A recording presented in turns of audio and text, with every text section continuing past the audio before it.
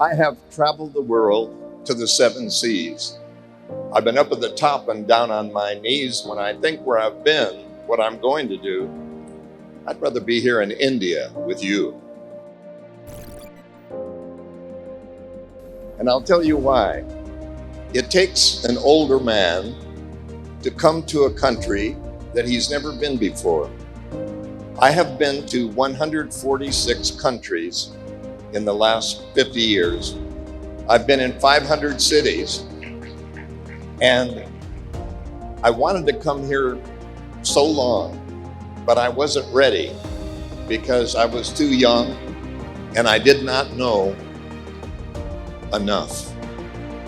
But I'm here not to sell you anything, not to preach to you, but to tell you who you are and what your opportunity is, especially compared to my country, the United States, and to China. I spoke in 80 cities in China during the past few years, 80 cities, all over 1 million people each. And I have a feeling in my heart that India is in a position to be not only one of the greatest global economies, destined to be more powerful, more productive, and lasting longer than the United States on top or China on top, and I'm here to tell you why. The reason India will be a great powerhouse is because you are family-oriented, very hardworking, but remember, family-oriented culture. You produce quality goods and services, software, engineering. When I go to a physician in America, I go to an Indian physician. When I want an engineer, I pick an Indian engineer, Indian software, Indian businessman, because you don't even know how far advanced you are in the things that will count in the rest of the 21st century. You're competitive, you're the second largest population in the world. You will stay either second or become first. And you have something that I want to share with you because I want to compare you with China, not negatively with China, I mean not negative to them, because I happen to believe that America is becoming like Europe and China is becoming too much like America, especially Hollywood. China likes Hollywood, and you're different because you're smarter, you're more cultured, you care about each other more, and it isn't just the money. The future belongs to human capital. Human capital. Human capital is much more important than financial capital, and you have the human capital. Education must be dominant. More important than natural resources. I spend a lot of time in Abu Dhabi and Dubai.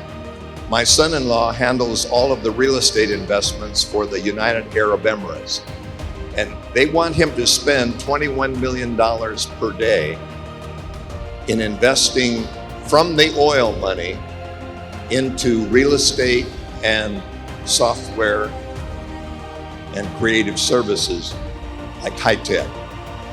So he goes around the world looking for great investments.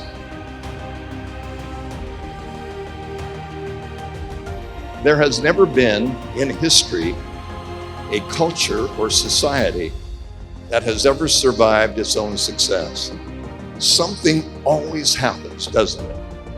And in fact, we never learn from history, so we keep repeating it.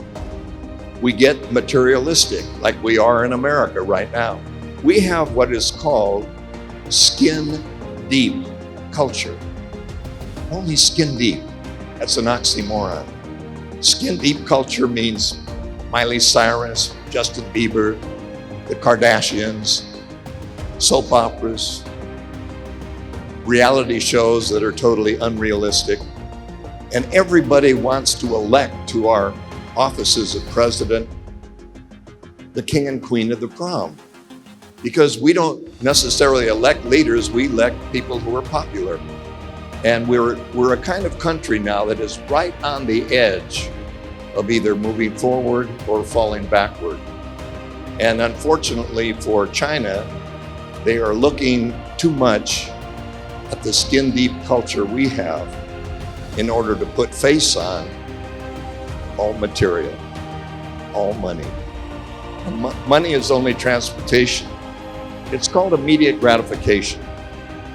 Skin-deep values. Everyone's looking for entertainment instead of education. So it's all on, see, when you get to be rich, you get bored. And when you get bored, you need visceral stimulation. And the people who make fashion viscerally stimulate you to make it even more edgy all the time.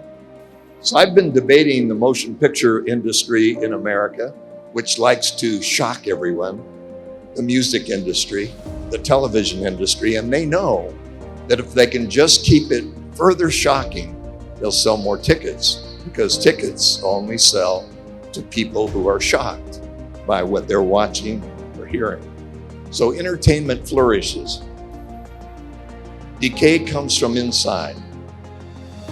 It always has been, it always will. You get to the top, you can't stay on top because you rest on your laurels and get knocked on your rear by whom? The rising expectations of developing nations. Decay always comes from inside out. The new wealth, especially in China and some of the developing nations, is very different than the old wealth. Some of it is very quiet because people are recognizing that showing how much you have is not that exciting to other people. The Americans used to be the ugliest, worst travelers because they were obnoxious, rude, and pushy. Now, more and more cultures are becoming obnoxious, pushy when they travel because they have money and they expect to get what they want by shouting, pushing, yelling, and being arrogant. So arrogance becomes part of the fare when you're rich, because you actually feel superior to other people and you begin to look toward you. Self-importance becomes the fare of the day. And it really bothers me that the more you have, wouldn't it be reasonable, the more you have, the nicer you are? Why would you not be nicer when you had everything? Why wouldn't you be more humble and giving, caring? Because you have so much. Why would you feel superior and be aloof and feel better and put people down? It's because you came to your money in a way that only means something to show other people how far you've come. This is what I call Chinafornia. That's China and California mixed. This is the toy world. He or she who dies with most toys wins. Wrong. He or she who lives with most joys wins. So we get Chinafornia, which is all the stuff. You arrive at your 20th high school reunion in a helicopter. You have a yacht on the right that has a car inside, and it looks like a space-age yacht. You have Louis Vuitton, Chanel, Coach, Bentley. You can't have Mercedes. The Mercedes in Dubai have to park on the back lot. They're considered a taxi.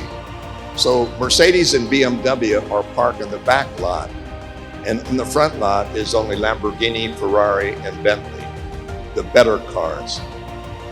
So you have to be extremely careful when you're looking at wealth as to what true wealth is.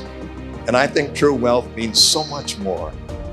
Is being very considerate of other people.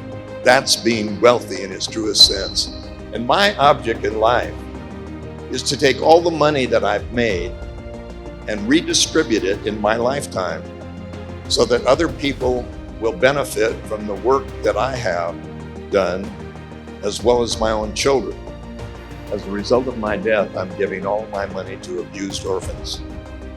And they say, wait a minute, we feel like abused orphans. You've been traveling your whole life.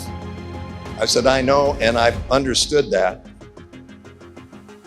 Money should be transportation, a library card, a trip to culture, a well dug in Africa, a hungry mouth here.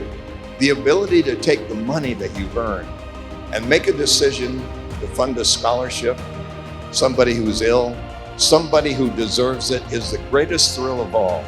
And I want to go out naked the same way I came in, but it's awfully hard to figure out just when you're going to go and how much money you need. But for me, it's the greatest thrill for me to plant shade trees under which I myself will never sit. That is my goal in life, to be the shade tree planting business.